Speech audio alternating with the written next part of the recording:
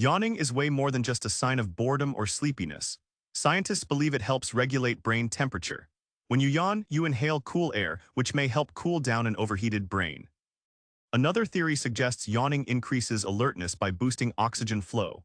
Surprisingly, yawning is contagious. Seeing someone else yawn triggers your own, likely due to empathy neurons firing in your brain. Even animals yawn, and some, like dogs, can catch yawns from humans. Next time you yawn, think of it as your brain's way of hitting the reset button. Who knew such a simple act could be so fascinating?